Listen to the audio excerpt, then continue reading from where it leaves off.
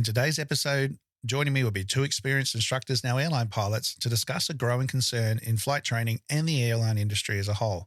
Students and pilots struggling with decision-making. We'll explore why this is happening, how instructors can better nurture decision-making skills, and what general aviation pilots can learn from the techniques used in industry. Plus, a big news update for something I'm doing right now. I discuss all this and more coming right up. So strap in and let's get into it. Thunder, good morning, 3614, 95 Mallow, 7 POB with altitude. Coordinating, Alan, I'm running bank power, bank pressure rolling at 30 degrees. That's 30 degrees there. Send by star 9000, 1013, KFI 25. G'day everyone and welcome to episode 158 of the Flight Training Australia podcast. A podcast all about flight training and flying in Australia and New Zealand and beyond. I'm your host, Trent Robinson. G'day, how are you? And very excited to tell you where I am right now, at least for this week, if you're listening to it on the week of release. I am not in Australia. I've been busting to tell you all about this exciting news, but I am currently in New Zealand. If you're listening to this on the week of the 3rd of January, 3rd of February, I don't even know what today is. I am here to do a type rating and ferry back to Australia among a few other good friends. An iconic aeroplane, and that is the Douglas DC-3. It is an aeroplane I have wanted to fly for so long. I was very close to it happening some 10 years ago at Jandakot, unfortunately, or when the GFC and all that was, but it all fell through. But as luck would have it and fate, here we are. Another opportunity has come up and I am so excited. This is something I've wanted to do for so long, and to have this opportunity is just fantastic. So I'll be here with a few folks and, of course, with my good dear friend Dan Bolton, aka that Mallow guy, and we will be doing our type ratings this week, checking out the sights of New Zealand, and then at the end of the week we'll be ferrying it back to Australia, and it'll be going to Victoria to get certified and put on the register, all that sort of thing. There's a few things that might happen in that time frame afterwards before it then does its final trip up to Darwin, ready for some majestic scenic flights in the Darwin area. It will be amazing. I can't wait, and just a very exciting project to be part of. And I'm just jumping out of our skin. We've been so excited, barely sleeping this week prior, as you can imagine. And I look forward to sharing all of that experience with you. We'll be, of course, recording everything, posting on the socials, and there'll also be some exclusive content on Patreon. So if you're not on Patreon yet, get on board. You can get a free membership, but there'll also be some member-only access stuff there as well, and a chance to ask questions and everything else and interact a little bit. So can't wait. The aircraft does belong to Air Chatham's, and it is a iconic aircraft in the New Zealand area. It's been there nearly its entire lifespan, so a lot of significant heritage and aviation history there. Sadness that it's leaving, but I can assure all my New Zealand listeners and friends that it will be well taken care of, it will be loved, and you'll be able to visit at any time up in Darwin and doing the flights that we're doing up there. Make sure you, for not following Dan and myself on Instagram and Facebook, go do it. What are you doing? Get on with that. And look forward to sharing the adventure with you in the coming months, really. It's not just a one-off thing. It's going to be going on for a while. So before we bring in our guests, let's take a moment to frame the discussion and have a think about what's going on. Decision-making is one of the most critical skills a pilot can have. Yet we're seeing more and more pilots and students struggling in this area. So over the last 18 months or so, as you will know, I've been digging into pilot training standards, both here in Australia and abroad, and speaking with as many examiners, WHOs, HOFOs, and anyone else involved in a training or checking role about the most common issues they're finding in students on flight tests, check flights, and at interview level. And almost every conversation has been the same response: decision-making. Why? Well, in many cases from the research I've been doing, I've probably narrowed it down to two things. One, instructors tend to make decisions for them. Routes are pre-planned, diversions are all pre-calculated, and everything's done for the student rather than allowing them to take responsibility and make decisions for themselves, which will either be good or bad. And decision-making isn't adequately addressed or developed in the training syllabus. Without these skills, pilots are ill-prepared for real-world challenges, increasing risk and decreasing overall competence. In past episodes, I've drilled down into decision-making models, proper emergency procedure training methods, and more to put pilots under the appropriate pressure to commit to making good decisions.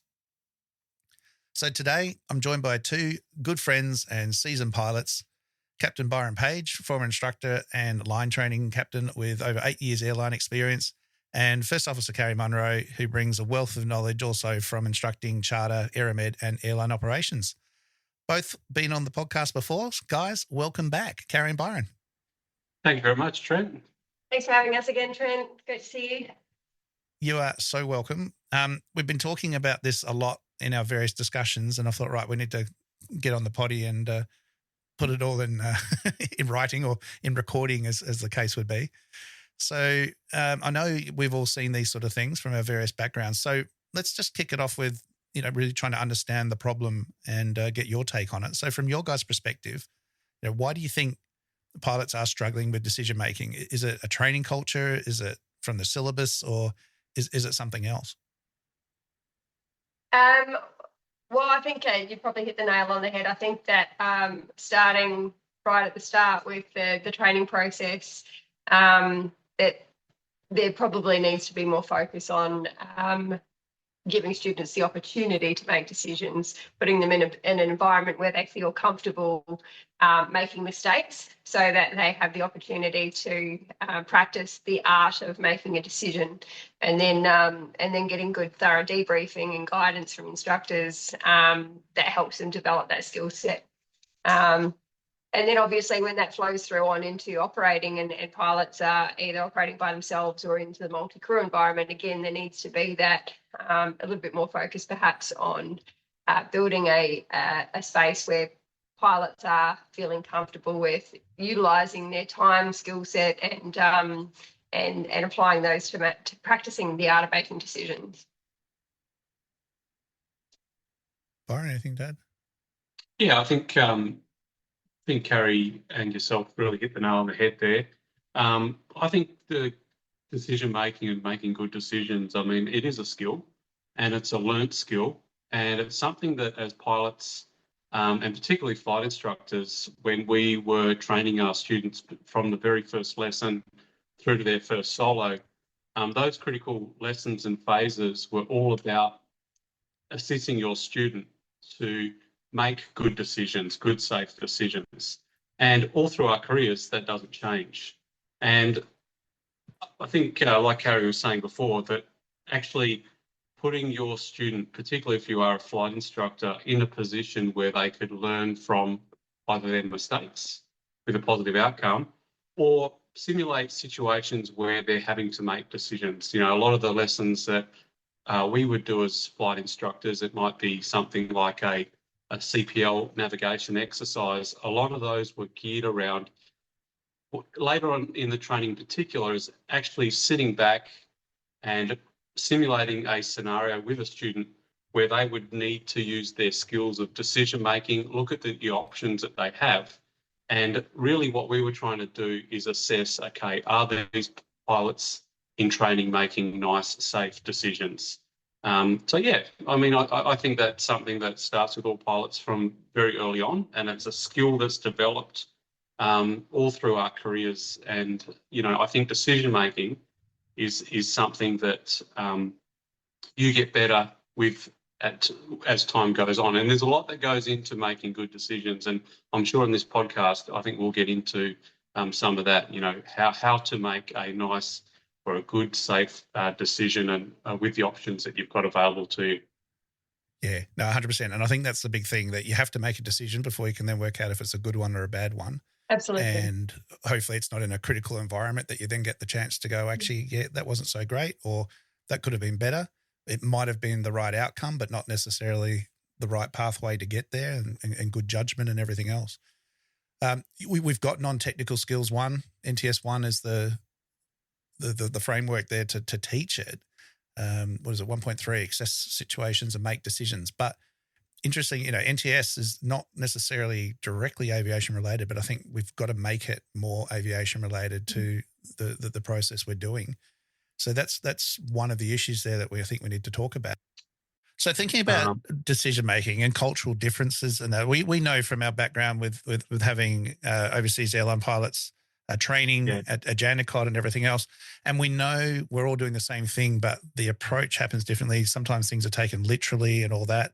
So about making those decisions, and we know from PMI and instructor training, the background of the learner plays a big part in how things are perceived and actioned and all that. And have you got some ideas on how to deal with those sort of things and how that may be playing a role in the outcome of the decision that's made?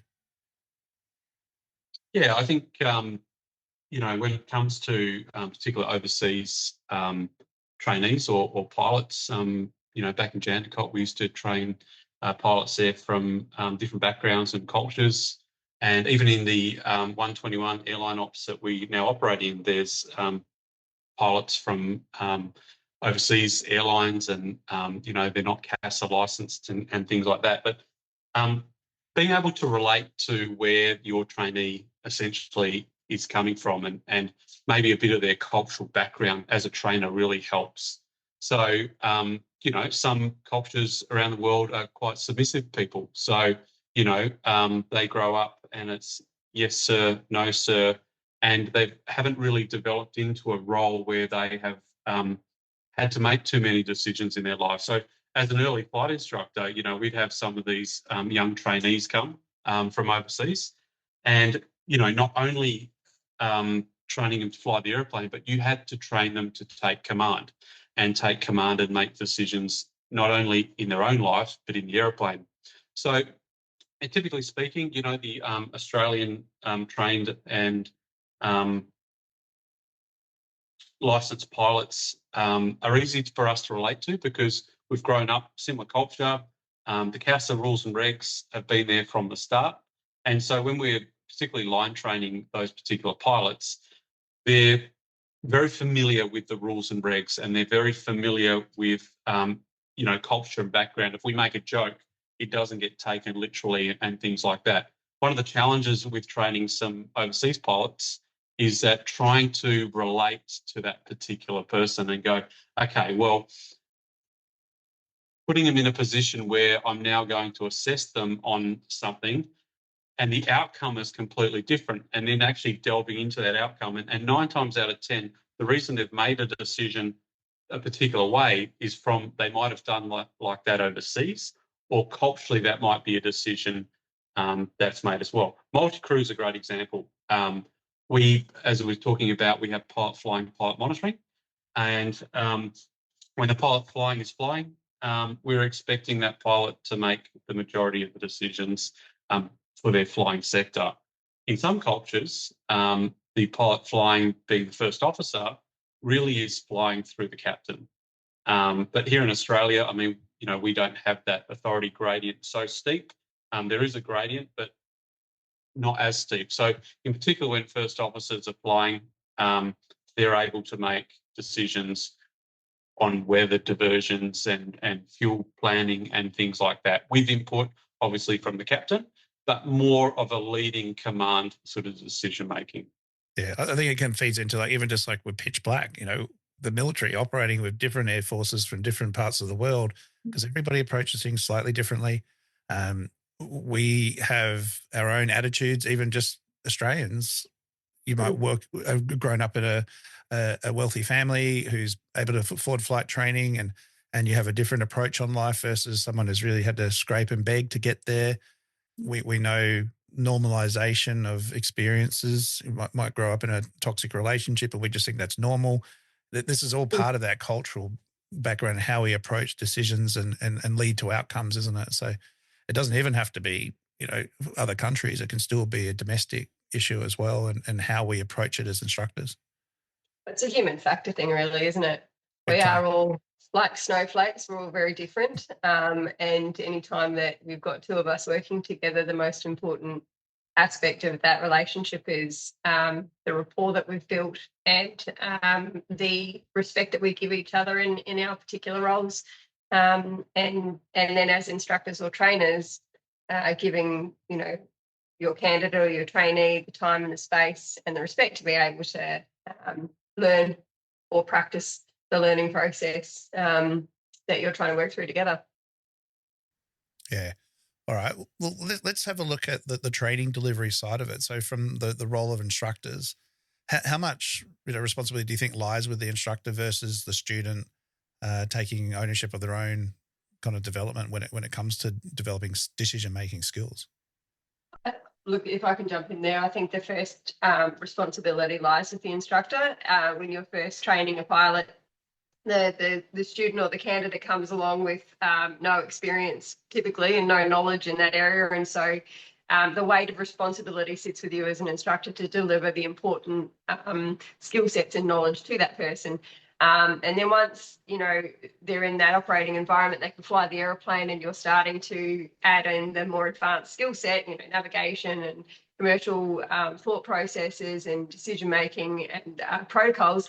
That's where I think it becomes the instructor's responsibility to create an environment where the student is then taking responsibility for practicing their decision-making processes.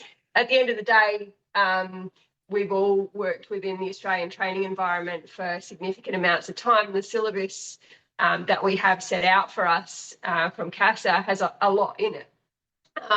And we've all felt the pressure of having to get out and conduct a particular lesson, cover a particular set of skills and tick a particular set of boxes. And that can put a lot of time pressure on the instructor to try and move quickly through that. And I think that because decision-making, one of those NTS skills, is not necessarily it's not like you can ask the student to, for example, demonstrate a steep turn. That's a really easy manoeuvre to ask for and then to see and then to assess. But with the non-technical standards, they're a lot more subtle, though, and those skills are being demonstrated or not throughout every exercise that the students are doing. So I think that time pressure can sometimes take away from the instructor their ability to add that decision-making training into lessons. So I think that's where, when you talk about the syllabus and the training environment and the responsibility, well, it's everyone's responsibility. It's instructors, it's the student. If they feel like they're not getting the time or the experience to practice the decision-making to bring it up. But also there's an element of responsibility that lies in the setting of the syllabus and how it's structured so that everybody can actually get as much time as they need to with looking at that particular skill set and getting the practice in there that they'll need eventually. Yeah, absolutely. Look, it is, and that's really leading into what we're going to talk about next, is those common mistakes that instructors can make that might hinder students' ability in making decisions. A lot of it, I call it environmental learning. If you think about it, we're heading towards, A to B, and we go, right, halfway down, we're going to pretend that there's a storm or a thundercloud or whatever it is, and we're going to divert to this place, and off we go on our nav route. But until a student is actually presented with that thundercloud that has an option left, right, hold, or turn back, it's not as effective, is it? And they're not getting that exposure and experience to actually, you have to make a decision here. And this decision actually does have a real life consequence, that it could be good, it could be bad. I'm not going to let anything bad happen to you. But if we're pretending versus up here in the wet season, for example, if there's thunderstorms everywhere, there's fires down south, there's smoke, there's all sorts of things that we can use. But we tend to, seems to be, avoid going flying on those days because we might not get the flight done. We might be able to, might be a bit too wet or too rainy or whatever else. Instructors aren't getting exposure, so they're getting more weather shy as well. And so we're losing these opportunities to expose instructors, students, to have a chance to make these decisions. Yeah, absolutely. Yeah. What other things do you think might be going on that, other than, I think that's probably the main one that's really captured it, but some other things instructors are maybe doing that are stopping these learning opportunities? I'd say being patient. I mean, as an instructor, you have to be extremely patient with your student. they're in a learning environment and people learn at different rates.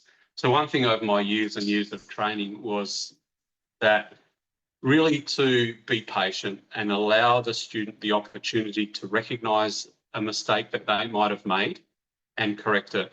And, you know, we really focus on this a lot, is if a mistake is made, is it recognised, right? So for argument's sake, you might have, turned on to the wrong heading. And then as you're making your turn onto that heading, you realise, oh, I've accidentally set 240, not 340 heading. So, you know, rather than jumping in straight away as the instructor and saying, hey, 340, not 240, just sit back and let them go for it. If they are about to roll out on the incorrect heading, maybe at that point, that might be the time to say, hey, what was that heading again? Oh, yeah, that was 340. Cool. So I think allowing the student the space, time to actually recognise either their own mistakes or, you know, a mistake that might be coming up is really important. So rather than being one of those trainers or instructors that the minute that the particular student goes and does the wrong thing, you go, hey, and you jump on them, because what happens is your student will be waiting for you all the time to be jumping on them with every little mistake that they're making. An example of that, particularly in line training, when I was conducting line training on the Brasilia, and we had new first officers that were new to the territory. They were new to big thunderstorm activity. And in terms of diverting around weather and how many miles we should go left or right of our track to avoid thunderstorms, I, in my head, would look at the weather and I'd assess it, or look at the weather radar and assess it, and go, okay, we're going to need 20 miles here. And my first officer might say, listen, how about 5 miles left to track to get around the weather? Now, in my head, I will know that that's not enough. But what I wanted them to do, so I get it. I'll go to air traffic control, such and such call sign, request 5 miles left of track due weather. And they'll say 5 miles left approved. As we're getting closer to it, you can see that it's simply not enough. What I'm hoping for is the pilot in training to recognise, hey, that 5 miles isn't going to be enough. How about we get 20? You know, but I could have easily gone, hey, 5 ain't going to be enough. You can see that. Let's get 20. I'm still allowing them to make decisions. They've made one decision, which is, hey, I'm going to get 5 miles. Cool. In my mind, I knew it's not enough. But what also happened was they were getting close to the weather. They realised that, hey, the decision I made to take 5 isn't going to be enough. I'm now going to need 20. And that's from a line training point of view. That's what I'm looking for in a particular pilot, is that they're able to, A, recognise I'm going to need a divert in this scenario. B, okay, it's not enough, and then have the confidence to say, hey, we're going to need to take some more. But I could have gone right at the first instance, hey, mate, 5 ain't going to be enough. Just have a look at the radar and out the window. Let's get 20. And I think that's really important, is to allow them the space, because that's how they build the skill set to look out the window or look on a weather radar and go, okay, well, the other day I took 5. It looks very similar. I reckon we're going to need 20 again. And the other thing is, sometimes, you know, a pilot will ask for what I think is too much. Again, I don't get involved. If they want 50 miles to the left of track and I know in my mind they're going to need 10, we don't pay for the track miles when we request it. We'll allow them to get the 50 miles left. I'll request it. And as we come around the weather and they've only used 10, then they'll go in their mind, oh, we didn't need all that track miles after all. Unless it's really heavily congested airspace, you know, down near the busy airports down south, particularly up here in Darwin, it really doesn't matter. So big takeaway out of that is allowing the pilot to have the space to make their own decisions, rather than me in either a training capacity as an instructor or a training captain jumping on them all the time with the decisions they make, saying, no, that's wrong. You need to take more, you need to take less. They're able to work that out as they go and build their own, experience with that decision making. Yeah, exactly right. Like, this is what I'm saying. If there's no immediate consequence, let it go. Yeah. If we're not going to bust airspace or hit the ground or, you know, something that's going to hurt us both, then let it go. They get the chance to recognise it. Maybe they're just 5 seconds behind you. There's nothing worse than an instructor jumping on you for something you were literally about to do, but also keeping the just a chance to develop those skill sets. You're going to get lost now. Great. Now we can do an actual lost procedure rather than a sort of forced one and develop that skill set.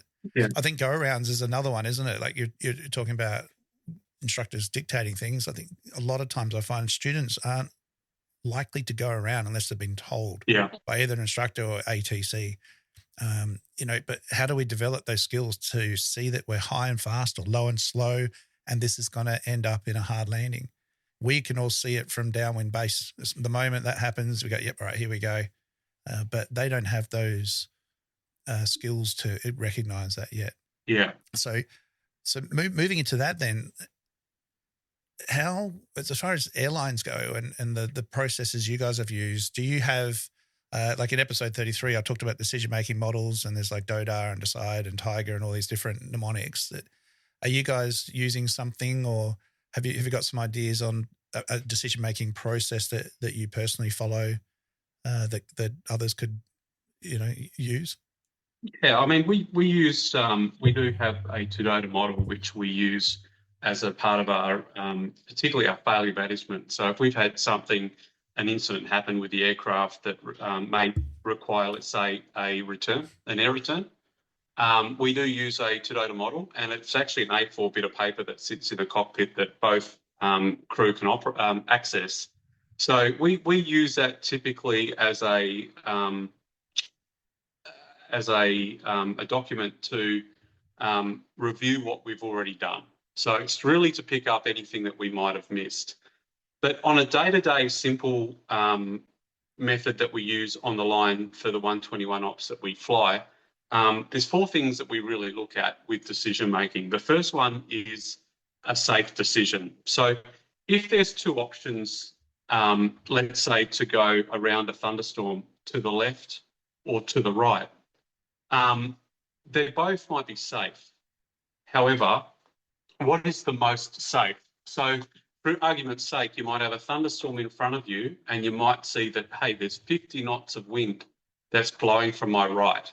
Now, if I go downwind of this thunderstorm, there's a good potential that I'm going to get hit with hail, severe turbulence. So the safest option would be to go upwind. So the first thing we look at any decision, we go, what is the safest option? If I've got options, what's the safest? The next one we say is what's the most comfortable? So you might have 2 options, go left of the thunderstorm, right of the thunderstorm. Both might be safe. Both might be as safe as each other. But then we go, which one's going to be more comfortable? If we're downwind of this thunderstorm, the potential for turbulence is more likely than if we're upwind of it, in generally speaking. So the first thing is the decision must be safe. The next one, it must be comfortable. And you can apply that model sort of in any RPL, PPL scenario. When you look at and you're presented with some options of what you're going to do, I would always say, whatever you're doing, pick the safest. And then pick the most comfortable, not only for yourself with your own personal limitations, but for the comfort of your passengers as well. The next 2 that we use is schedule and economy. So this comes more into the commercial operating side of what we do. So the first decision, is it safe? Yes. Is it comfortable? Yes. Now we've got what's in the best interest of the schedule or economy. So for argument's sake, the schedule meaning how are we looking with our estimated time of arrival to the destination. So for us, we might be looking at flying down to Brisbane and we're 10 minutes late and we're looking at flying at a different flight level. So we might pick a lower level because it's faster, less headwind, however, burns more fuel. So in this scenario, we would look at the lower level and go, is it a safe level to cruise at? Yes. Is it a comfortable level to cruise at? Yes. Does it meet the best interest of the schedule? And we'd say, yes, we're going to be there 6 minutes faster if we fly a little bit lower. And then economy, meaning, okay, well, it's going to cost us a little bit more, but the priority for us is to actually meet the schedule. So that's a typical model that we would use when we are presented with making a decision. on the line every single day. We really go through those 4 things. Is it safe? Is it comfortable? And then we look at, okay, well, we're really ahead of schedule here. Maybe we'll look at economy, flying a little bit slower, flying at a level that would reduce fuel burn. And that's typically how we would look at most scenarios on the line, particularly to do with weather. And Carrie, how have you found working through those models in a multi-crew environment when there's a differing of opinion? How have you worked through that process?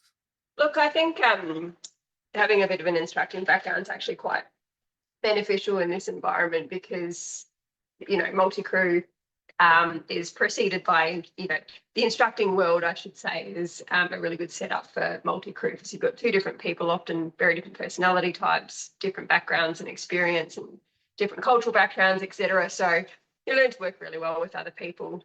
Having a model to follow is always going to reduce the amount of time that the decision-making process takes because you're both typically on the same page in terms of the steps that you're working your way through. Approaching it the same way, yeah. Yeah. And then it comes down to, when you first start in your first multi-crew job, you are just finding your feet in terms of where your place is in the cockpit, what areas of responsibility you have, what areas of responsibility you stay well away from. And different people that you fly with will give you more room to move than others. And so it's always really a bit of a learning process. And I don't think it ever ends when you're in the multi-crew environment because you're always flying with different people from different backgrounds and different experience. And you're always going to be learning things from those people. So it's really just about knowing what your role is and how it fits into the team in the cockpit. And then when you have the opportunity with people that will give you a little bit of space to maybe command more of the decision making, to really get in there and practice it. There'll be captains that are more comfortable with sitting back and letting you run the show. And it's those teams that you're working within that give you the chance to, like we were speaking about earlier, get in there and practice your decision making and really drive the show. Obviously, they have ultimate responsibility, and if you're about to make a poor decision, they're going to get involved and you can have a discussion around it. But yeah, it's just about, I guess, developing that rapport within the team and then sticking with the standard operating procedures and decision-making models like we've discussed, and then getting that practice in there wherever possible. Yeah, and that's exactly right, isn't it? You can have a process and everything else, but then experience and knowledge and all that comes into it. Yeah, like you say, for a GA pilot, it's really just the weather, runway, airport's appropriate. But then from an airline level, does it have the right air stairs? Does it have ground facilities? Do we have APU or do we have ground power and all these other things? And that's got, I know, talking to a Qantas friend, perfectly good decision was made, but the FO didn't know that particular airport didn't have the right kind of plug for their kind of ground power that they needed or something. It was broken at the moment. So that was in company NOTAMs, but it wasn't. It was more a word of mouth thing. So all of this stuff feeds into it, doesn't it? Yeah. So can you think of, Byron? I was going to say, just for your listeners, in the multi-crew environment, we've obviously got the captain of the airplane, we've got the first officer, but also we have pilot flying and pilot monitoring. So typically we share the flying between the captain and the first officer. So at the beginning of the day in the crew room, we will have a bit of a chat. We'll do the pre-flight planning, pre-flight briefing, where we identify any threats that might be out there through the day. And then we have a discussion on who's going to fly what sectors. So we might be on a typical flight where there's 4 sectors, and the captain and first officer will have a discussion and say, like, what would you like to fly today? And, one of our great captains over the years always said, fly 100% of the sectors that you don't want to fly. Meaning that if you're looking out we know if you're having a look at the weather in the morning, you go, geez, it's looking terrible this morning, I'll fly in the afternoon. He was always like, challenge yourself. If you're looking at the weather and you're thinking, nah, I'll get the other person to fly today, take it yourself. And that was a really good saying, and I've sort of picked it up. And I don't really have a choice; I've got to go anyway. But particularly the first officers and challenging them to expand their skill set is, if you're looking at the weather, looking at a sector, and you go, look, I really don't want to fly this one just because, it's sort of not going to be as easy, take it. You'll learn something from it. But when we do the flying, we've got pilot flying, pilot monitoring. So even though the captain's ultimately responsible, when the first officer's flying their sector, they are the flying pilot, meaning that they are ultimately making the majority of the decisions for the sector in terms of diverting around weather and things like that. So typically what will happen is that the first officer will say, particularly with weather diversion, will say, listen, looking at the weather ahead, I'm thinking 20 miles left of track's going to be an appropriate course of action. And you'll have a quick discussion and you'll go, yeah, I think that's a good idea. Bang. So even though the captain, I suppose, has ultimate responsibility for the state of the aircraft and the safety, we encourage the first officers, particularly on the pilot flying sectors, is to make operational decisions so that they're used to it. Because really, all our first officers are training captains in training. All in training. They absolutely are. I mean, they look at the captains, they go, "Oh, I like what he does. I don't like what I don't like that. I do like that," and they'll pick things out. So yeah, I mean, whenever first officers in particular are at the controls, we encourage them to make as many, even with fuel planning, with their sectors that they're flying, we always say, hey, how much fuel do you want to, for these sectors? Hoping that rather than just looking, letting the captain come up with all the answers, that they put some thought into it. Okay, well, there's a Prop 30 temp over Darwin.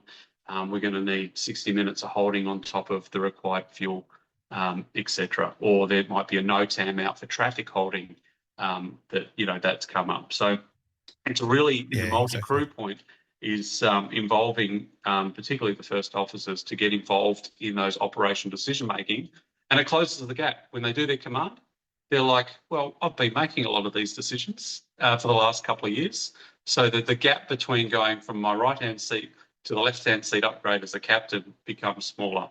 Those, and it comes back, and you will have some captains that will rule with an iron fist, and it doesn't matter whether they're flying or the first officer's flying, they will fly through the first officer. And instructing, I think that happens a bit as well, is that, the first officer then becomes a person that gets dictated to, okay, you're going to take 20 miles to the left because of this weather. We're going to descend early. And you start taking that decision-making and the command, if you like, away from the flying pilot. Yeah. And I think that's an important link that you've made there, that happens a lot, although it can happen a bit in instructing as well. Instructors that take away the pilot's command or their ability to sit in a command role and think as though they're the captain of the ship and do the planning and do the decision making and execute everything that they've put into place.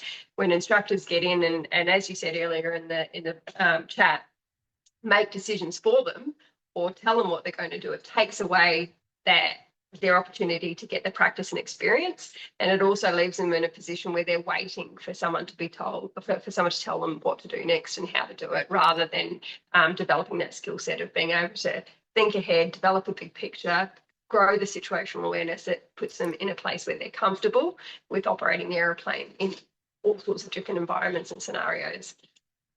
Yeah, 100%. This is if everyone's regular listeners, you'll know that this is where GA experience is so important. Don't be in a rush to get into the airlines, because it gives you opportunities to make these choices, make these decisions, learn. And again, I've been banging on about this for ages, that I talk to instructors, and we cover this in the webinar series we ran, is what is your job as an instructor? What are you training? And they'll generally say, PPL pilot, CPL pilot. Well, yes, in part, but you're training a pilot in command. You're training them to operate within the limitations and privileges of their license or rating, whatever it is you're issuing, to be on their own. How many times as an instructor has our student looked at us and we're like, I'm not here? And it's just a constant catch cry, but it's not us being assholes. It's us trying to say, make a choice, and then make a choice and back it, because that's what you need to do. And especially in an emergency situation, I use the engine for after takeoff all the time. They're sort of half pointing the nose down, half going left, half going right. So quick, we're running out of height. You've got to make a decision and back yourself, because making half a decision is more likely to kill you than making the wrong one. Yeah. So as far as then applying all this to GA in general aviation, how can general aviation pilots and instructors sort of take some of these ideas, do you think, into a more simple single pilot operation, or sometimes more complicated because we don't have someone to ask, there is no one else there? I think I think the instructing process or the training process is critical as a launching pad into GA. If you've not been given the opportunity to build your skill set with decision making, then launching out into charter or GA flying, where you do a couple of line flights with the company owner or the check-in trainer, and they sign you off and send you out in their Flash 210 or whatever it might be. That's it. Day one is your first day of starting to build that experience of making decisions, and it can either be a process that you're going to be a little bit comfortable with because you've been exposed to that throughout the training process, or it can be reasonably overwhelming and a bit of a baptism of fire. I think obviously if you're in the training process, driving the show a little bit with your instructor and asking for those opportunities for you to be able to be left to make those decisions so you can get the practice in. Listening to podcasts, watching YouTube videos of people that have gone through all of these things that we talk about throughout the training process as instructors. Experience that other people have can be almost as valuable as the experience that you have yourself. So if you can't get it yourself, go and research and look into what else is out there that can help you. So you've got your decision-making models, which you've discussed previously, and we've touched on a little bit today, like your Tito does. What are they? How would they work with me? Is that something I want to implement into my cockpit when I go out on my GA flying? And then that great experience we all have of sitting around a bar or a party or dinner somewhere and everybody's telling their stories. And as pilots, we love telling the worst ones. What's the stupidest thing or the silliest thing that I've been involved in or seen or done or heard of? Those are also learning opportunities. What have other pilots done when exposed to situations where they've been having to make decisions on the run, and would I have made the same decision? Like it's a bit of a scenario-based process. If you can't get that exposure practically, get it in thought form and get it in discussion form so that you can start to build, who's that instructor we all know, that the box of experience, where you can, when faced with a decision, you've either heard of this story before, you've been exposed to it before. You can't, there's nothing better than practical experience. However, there is a second option, and that is other people's experiences, I think. And I think using resources, Trent, is, quite often you don't, even if you are single pilot, you might be at a day wait and you're looking at coming back to Darwin and, pick up the phone to the chief pilot or your senior base pilot. You actually don't need to come up with all the decisions and answers yourself. What I would encourage people to do is look at all your options that you've got, right? And having options is where you'll make your decision. What options do I have? All right, I don't have enough fuel to carry the tempo to the destination. However, I can collect some fuel. There is an airport on the way with a firm forecast, which I can pick up some fuel there and continue on. But use the people around you that have got more experience than what you have. And I tell you what, sometimes I've learned some of the greatest things of people with less experience than I've got, and I sit there, and that's why I think being patient and allowing, a different point of view, particularly in a training environment, is, even though it's not the way that I would do it, I'm going to let this happen. It's not unsafe. It's not outside of the tolerances of how we operate. But look, I wouldn't have done it this way, but I'm just going to sit here and say nothing as a trainer, and I'm just going to see how this plays out. Because the amount of times that I've sat there thinking, okay, well, hey, this isn't how I do it, but let's just see what happens here. And far out, this person has a really good technique or a good way of dealing with a particular situation. So use the people around you to help make your decision if you can. If you're in an airplane by yourself, there's really not much you can do about that. You look at your options in front of you or sometimes behind you, and you make a decision based on the information that you've got, and use all the resources that you might have. A weather radar, you might have the bomb weather radar, you might have an Oz runways overlay, whatever it might be, if it's to do with weather. So yeah, I reckon use as many of those resources as you can. The other thing is with ICAS, I think We used to hear a lot of instructors, we would do the best we could training commercial pilots and putting them through a thorough course that would equip them with the very bare, and this is it, the bare skills that they need to go to industry. And they could go across and do charter, instructing, they could go do aerial survey, skydiving operations, agricultural work, you name it. And a lot of feedback we used to get from the operators up north when we were instructing there at Jandakot is, oh, you know, these guys are coming in and they're not industry ready. Well, of course they're not.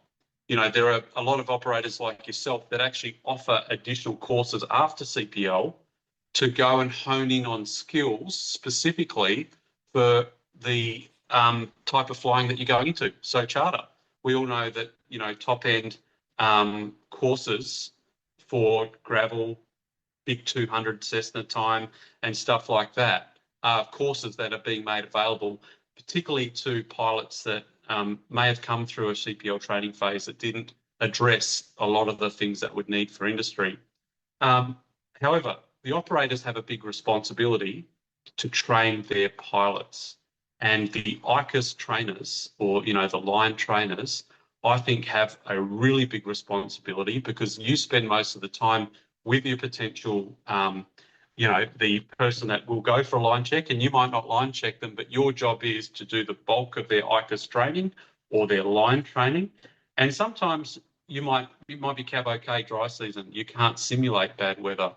However, thorough questioning on TAFs, requirements for lighting, you'll soon get a good idea where your, you know, trainee is at. So I think, you know, if you can't be completing all the training in the airplane, there's a lot that can be done on the ground, and a lot of scenario-based stuff. Say, oh, listen, you know, you've got a charter out to man and greeter.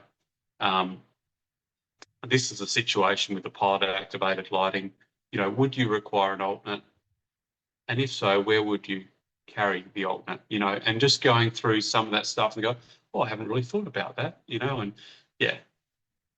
Yeah, no, that's exactly right. And this is the thing, the commercial training can't cover every aspect, but as long as it's covering those principles that can grow and develop. And I think that's where we've got simulators as well. Even just a desktop sim at your common flight school, we can let things go to the end degree. We can crash it. No one's going to get hurt. We can learn more. And I think a greatly underutilized tool. Obviously work fantastic in airline environments. They're a near 100% replica and all that sort of thing, but we can still do a lot of that scenario-based training as well, which is, again, something that seems to be falling off the scope of flight schools at the moment, to create these scenarios to have a desired outcome with the decision-making, but let's just see what happens. And irrespective of if it's a right or wrong, we can cover it in the debrief. Yeah. And I think that's a good thing to talk about for you guys as well, because debriefs aren't something that stop in flight school, are they? You guys will get back from a flight and we'll do it in the Mallard and 121 ops as well, and have a debrief and go, how was today's flight? What did you think of what I did? What did I think of what you did? And there's a process, isn't there? Yeah, absolutely.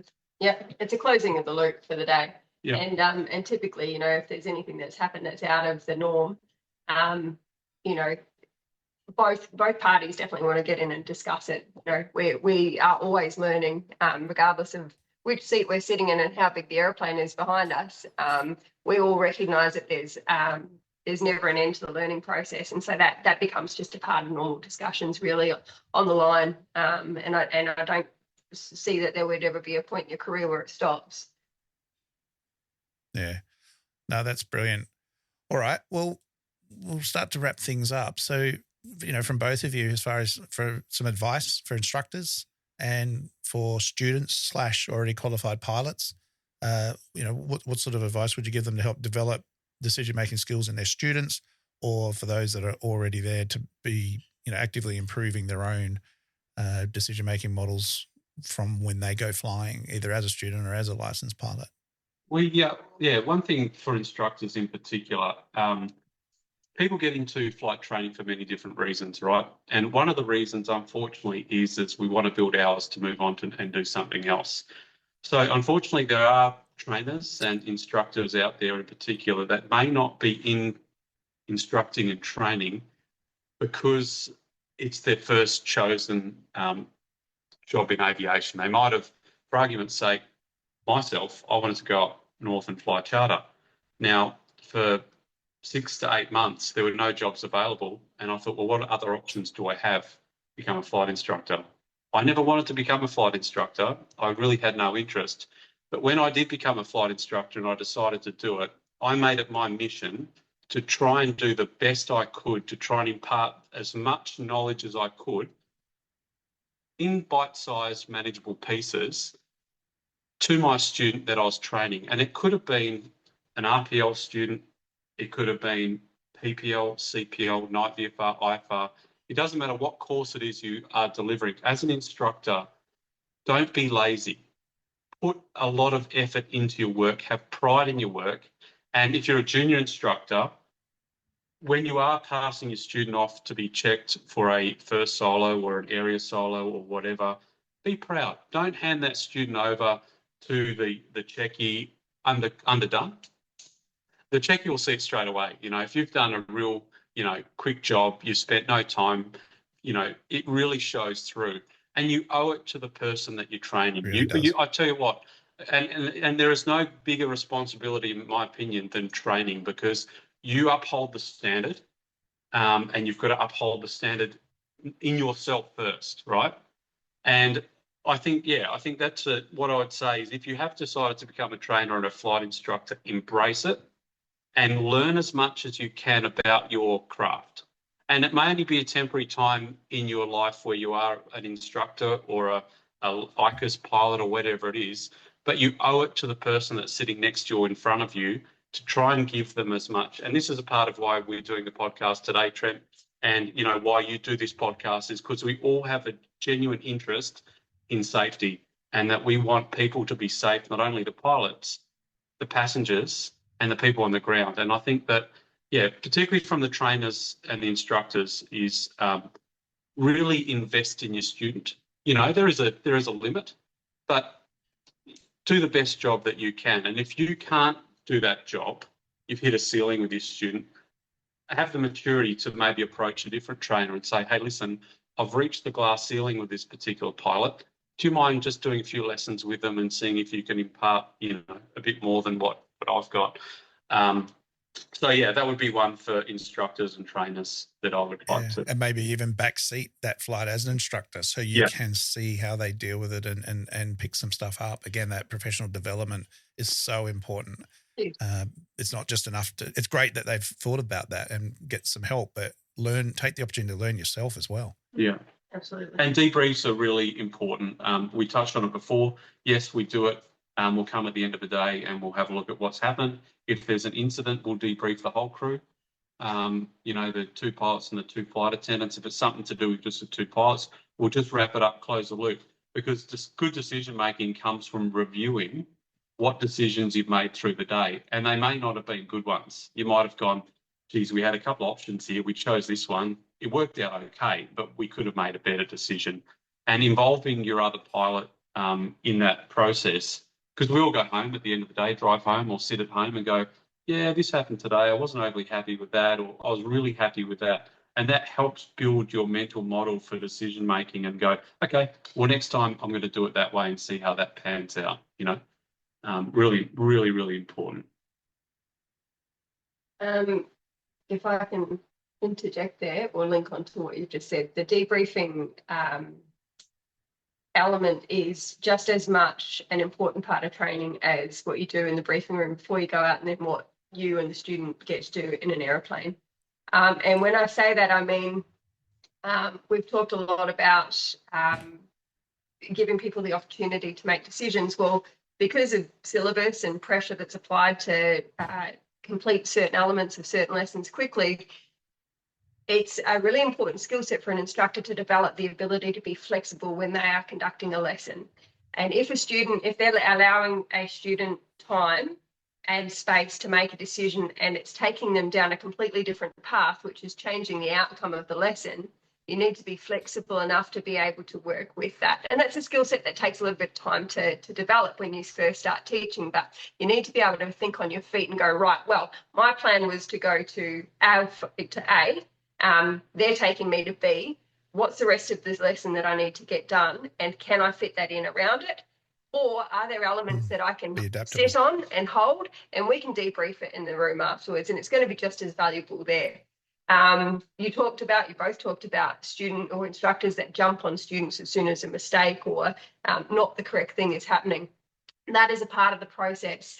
Sit back, think about whether you need to bring this up now and nip it in the bud now while you're in the air and the student is loaded up and trying to, use this space to learn their decision-making skill, or can you sit it on a list and then pull it out in the debriefing room, scenario-based, train it there in the briefing room after the fact when the student has more space and headspace to go through it. I think developing that skill set as an instructor to be flexible with your student when you're out on lessons, so that whilst you might have an outcome in mind, if they take you down another path, but it's giving them the opportunity to practice these decision-making skills, learn how to flex that into the lesson delivering process.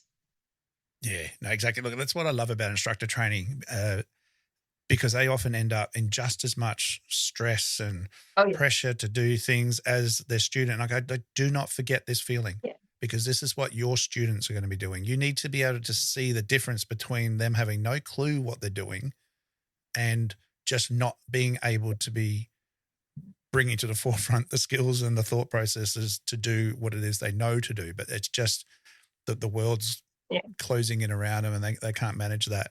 And don't forget that feeling of overwhelm and all that. I've had it recently with IFR training in the simulator that just, I can see they know what they're trying to do, but it's just a bit too much going on right now. So let's back it off, create the opportunity. And the debrief is so good. The as you said, Carrie, the pre-flight briefing is a bit more hypothetical, isn't it? This is what we want to happen, but the debrief is what happened, irrespective if it's right or wrong. And you can rework that whole flight. Go, okay, so given the time again, what might we do differently now that the weight of the world is off our shoulders and it's just us in an air-conditioned briefing room? What could we do different? What would we do next time the opportunity presented? Either way, it's win-win, isn't it? We can still have a fantastic learning outcome, even if it was a complete disaster. Yeah. And that's where that learning to be flexible as an instructor and see what you need to attack airborne and what you can deal with later becomes really important, because it allows, it's valuable time for the student regardless, like you say, if there's props turning or not. If it's a learning opportunity, it's valuable to them. And if I can just touch on that pressure that you mentioned, as instructors, we feel under pressure to achieve learning outcomes when we take students out. As students, we're under pressure to deliver a particular set of performances that we think the instructor's looking for. Once those pilots are licensed and they come out into the GA world, that pressure's there as well, but it's from different elements, and it always is, whether it's from the company that you're working for or other pilots in the team with you.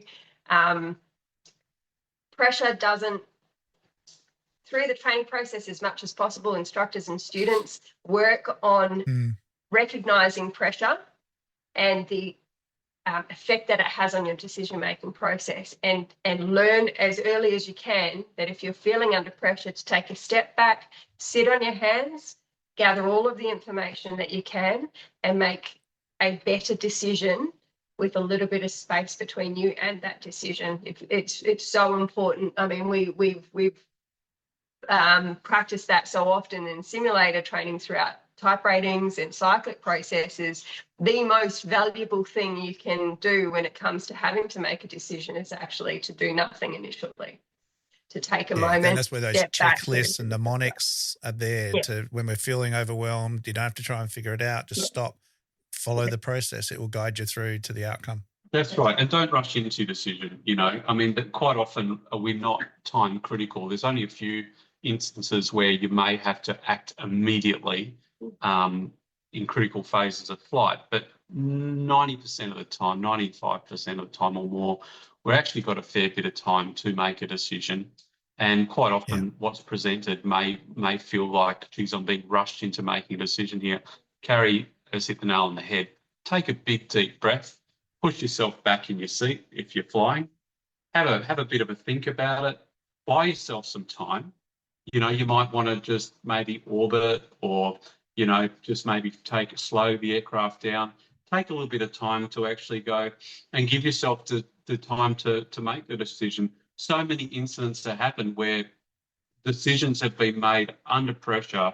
You haven't given yourself sufficient time to actually review, gather all the information, and then, wheels up landings are a great example of that. I always say, what's the point in shooting an approach that's going to end up in a missed approach, right?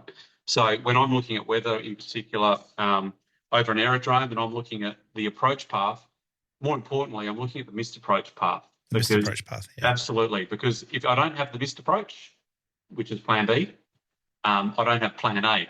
So, and sometimes it takes a little bit of understanding to get that concept. It's like, well, yeah, over the field might be looking perfect and the weather's sitting on the upwind threshold, but my missed approach straight out to 3,000 feet is in an absolute banger of a thunderstorm. So, don't rush an approach. Why rush to a missed approach? I'd rather wait for another 15 minutes for the weather to pass through nicely, because I tell you what, it's stressful. Missed approach is not only stressful for the flight crew, but it's stressful for the passengers. As soon as you make a missed approach, they're telling their friends and family that, this airplane's just gone boom, So, yeah, I've mentioned that several times. Just sit out there at 16,000 feet in the hold, listening to everyone doing missed approaches and sounding panic and running out of fuel. And you come sailing in and your heart rate's low. There's no blood pressure issues. All for the sake of a bit of IF time. You come in, you go, what's all the fuss about here? Obviously, there are times where you're going to have to shoot the approach, if you're getting to that point in the day. But in most cases, you've planned for additional fuel for approaches or holding. But give yourself the time and space to make a nice, safe decision. Yeah. I can't think how many debriefs I've said that actually, what was the rush? What was the pressure there? There was no pressure in that situation other than what you imposed on yourself. Yeah. And it always there was is. Plenty of time to do it. Yeah. Just take a breath. Absolutely. No, brilliant. All right, guys. Well, look, I think that's just been fantastic and some really awesome points throughout there. So, guys, if you want to just maybe have another listen to that again, take some notes if you haven't already, go and have a listen to episode 33 where I break down some of those decision-making models and talk about the actual process in a bit more detail. But Carrie and Byron, thank you so much for making the time today to talk. And I've going to get back to my DC3. So exciting. Thanks again, guys. And look, we'll talk again in a few more months' time on another topic. Thanks, Trent. Thanks, Trent. Cheers, Trent. All right, big thanks to Carrie and Byron for joining me there, and a really great discussion. I hope you got something out of that, and I hope it just helps open your eyes a little bit more to the overall processes of things, and honestly, some of the challenges that we are being faced with at the moment, both as instructors, examiners, employers, but also as pilots in general.